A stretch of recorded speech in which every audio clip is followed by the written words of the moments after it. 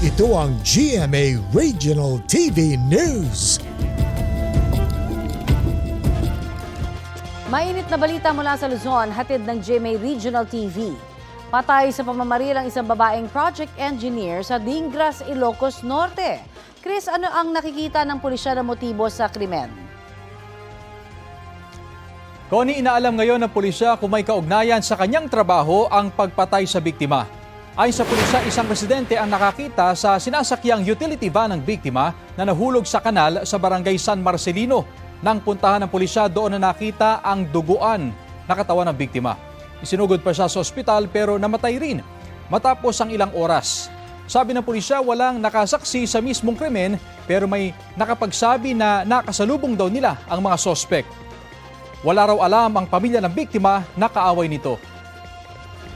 Arestado naman ang dalawang lalaking sakay ng motorsiklo matapos subukang takasan ng isang checkpoint sa Noveleta, Cavite. Ayon sa pulisya, sinita ang motorsiklo dahil walang suot na helmet ang angkas nito. Imbis na tumigil ay binilisan pa ng rider ang patakbo hanggang nahabol sila ng mga otoridad.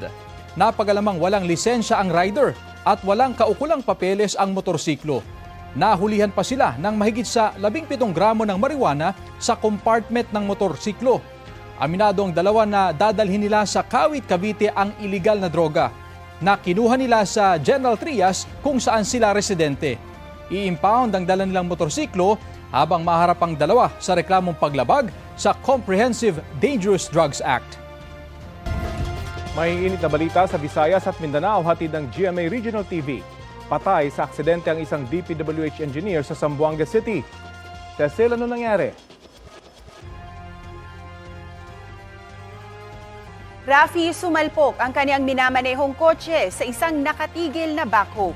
Base sa investigasyon, mabilis ang takbo ng kotse sa diversion road sa Barangay Mercedes.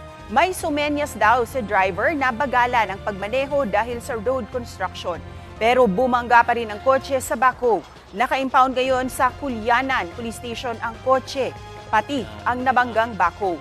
Walang pahayag ang pamilya ng nasawing driver.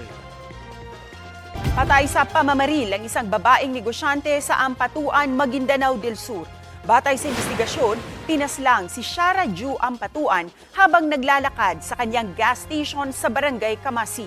Nilapitan daw siya ng riding in tandem at pinagbabaril gamit ang kalibre 45. Dead on the spot ang biktima na tinamaan ng bala sa ulo, dibdib at likod. Pinaghahanap pa ang mga sospek at inaalam ang motibo sa krimen. Isang bagong silang na sanggol ang natagpuan sa bahagi ng dike sa Alcala, Pangasinan. Ayon sa nakakita, naglalakad siya sa dike sa barangay Gualsik nang marinig ang iyak ng sanggol. Nakita niya ang lalaking sanggol na nakabalot ng tela. Nasa pangangalaga na ng Rural Health Unit ang sanggol. Patuloy na inaalam ng pulisya kung sino ang nag-iwan sa sanggol.